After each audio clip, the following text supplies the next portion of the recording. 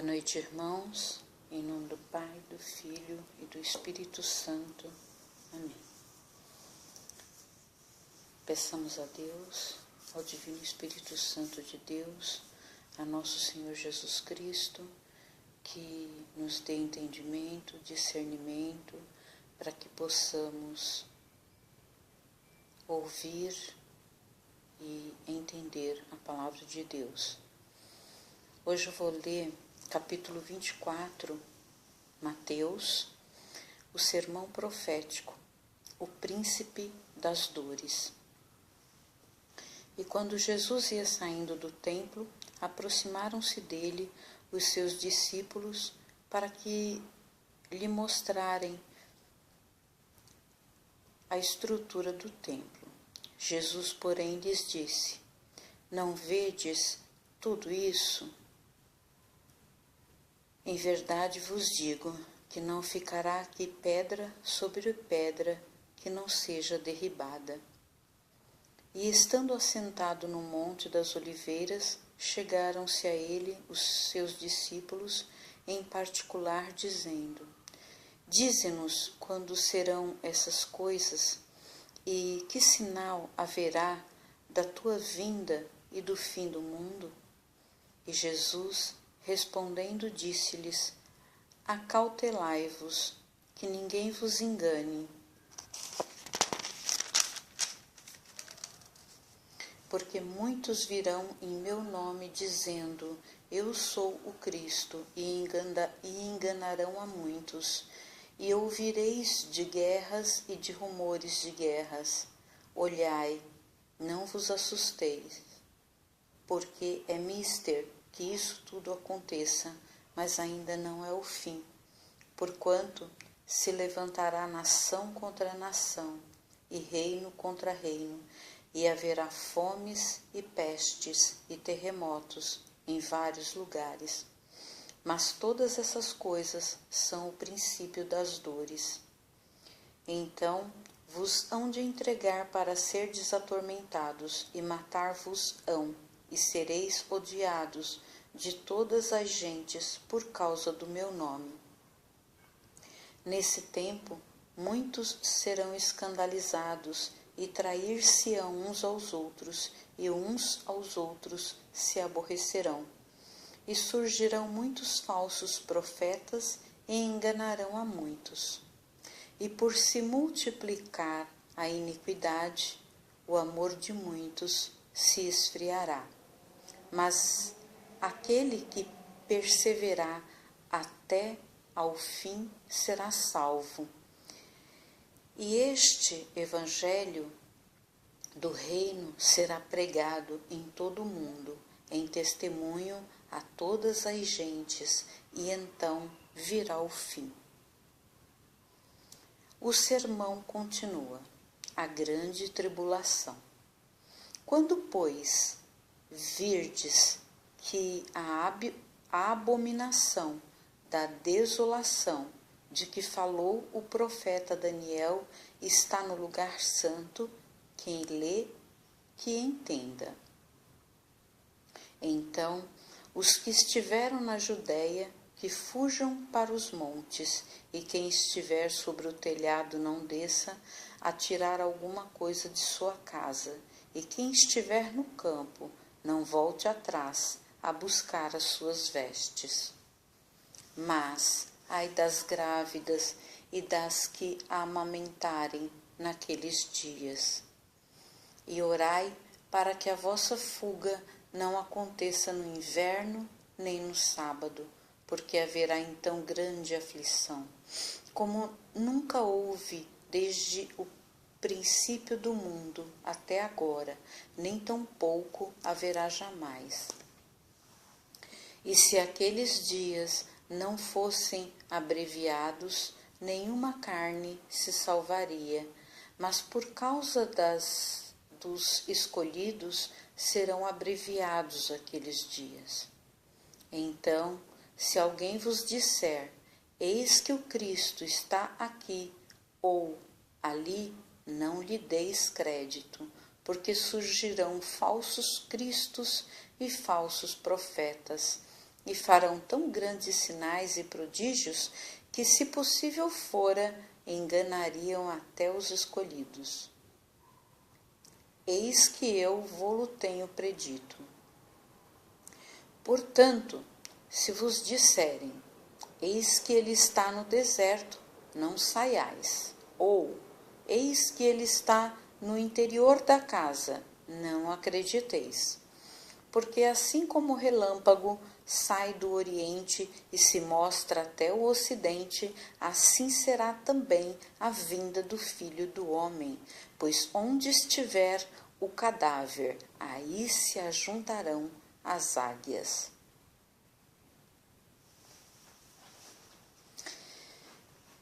O sermão continua.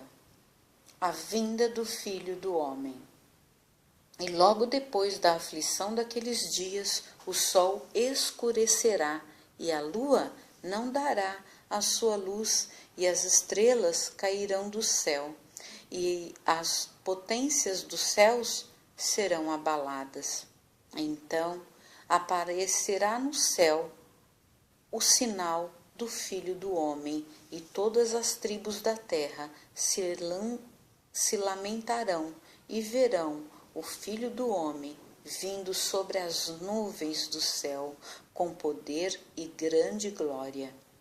E ele enviará os seus anjos com rijo clamor de trombeta, os quais ajuntarão os seus escolhidos desde os quatro ventos, de uma a outra extremidade dos céus. Aprendei, pois, esta parábola da figueira, quando já os seus ramos se tornam tenros e brotam folhas, sabeis que está próximo o verão. Igualmente, quando virdes todas essas coisas, sabei que ele está próximo às portas. Em verdade vos digo que não passará esta geração sem que todas essas coisas aconteçam. O céu e a terra passarão, mas as minhas palavras não hão de passar. O sermão continua. Exortação à vigilância. Porém, daquele dia e hora ninguém sabe, nem os anjos do céu, nem o Filho, mas unicamente meu Pai. E como foi nos dias de Noé, assim será também a vinda do Filho do Homem. Porquanto, assim como nos dias anteriores ao dilúvio, comiam, bebiam, casavam e davam-se em casamento, até ao dia em que Noé entrou na arca. E não o perceberam até que veio o dilúvio, e os levou a todos. Assim será também a vinda do Filho do Homem. Então, estando dois no campo, será levado um e deixado outro. Estando duas moendo no moinho, será levada uma e deixada outra. Vigiai, pois, porque não sabeis a que hora há de vir o vosso Senhor. Mas considerai isto: se o pai de família soubesse a que hora, a que vigília da noite havia de vir o ladrão, vigiaria e não deixaria que fosse arrombada sua casa. Por isso, estais vós apercebidos também, porque o Filho do Homem há de vir a hora em que não penseis. O sermão continua. A parábola dos dois servos. Quem é, pois, o servo fiel e prudente que o Senhor constituiu sobre a sua casa para dar o sustento a seu tempo? Bem-aventurado aquele servo que o Senhor, quando vier, achar servindo assim. Em verdade vos digo que o porá sobre todos os seus bens. Porém, se aquele mau servo disser consigo, o meu senhor tarde virá, e começar a espancar os seus conservos e a comer e a beber com os bêbados, virá o Senhor daquele servo num dia em que o não esperar e a hora em que ele não sabe, e separá-lo-á e destinará a sua parte com os hipócritas. Ali haverá pranto e ranger de dentes. Tem uma observação aqui na Bíblia de Jean Silvius. Eu gosto de definir perdão como abdicar do direito de punir aquele que feriu você. Foi isso que Jesus fez na cruz. Jean Silvius. Então, queridos irmãos, aqui no capítulo 24 de Mateus, Jesus está deixando claro que quando ele vier, ele será visto nos 4 cantos do mundo. Todos nós o veremos. Ele vai vir como um raio, né? E também ele faz observações para que as pessoas não deixem para adorá-lo somente quando estiver perto dele vir, quando tiverem os sinais chegando. Não, é desde já. Nós temos que adorar a Deus, adorar a Jesus, ao Divino Espírito Santo de Deus, todos os dias das nossas vidas. Porque a hora que ele vier, ele vai saber quem seguiu os seus ensinamentos, os seus mandamentos e quem não seguiu. Por isso que uns serão arrebatados e outros não. E aqui ele termina dizendo que haverá pranto e ranger de dentes. Então vamos nos policiar, prestar atenção,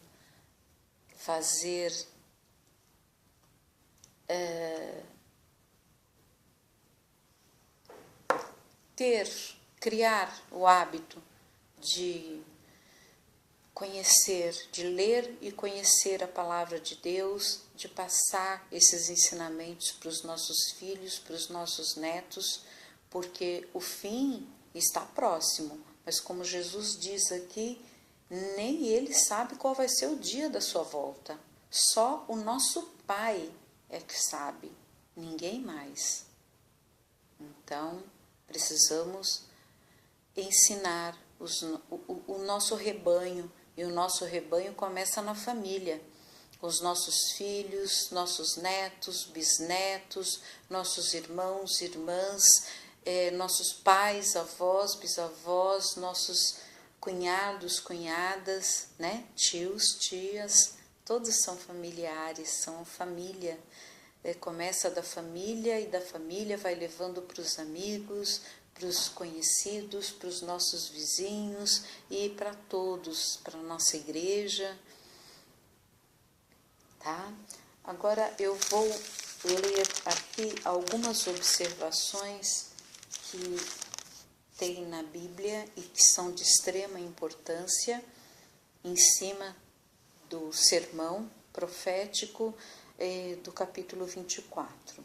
Então, no capítulo 24, versículo 1, 2, a destruição do templo foi literalmente cumprida em 70 anos depois de Cristo, quando os romanos destruíram Jerusalém. No capítulo 24, versículo 3, os discípulos sabiam que Jesus era o Messias. O templo seria destruído e o reino estava próximo. Mesmo que não compreendessem todas as coisas que ainda viriam, a crucificação e a morte de Jesus, eles devem ter pensado que os fatos aos quais Jesus se referiu iriam realizar-se imediatamente. Mas Jesus estava falando muito mais além, né? Tanto é que muitas coisas que Jesus falou algumas já estão acontecendo, outras ainda não aconteceram, ainda vão acontecer.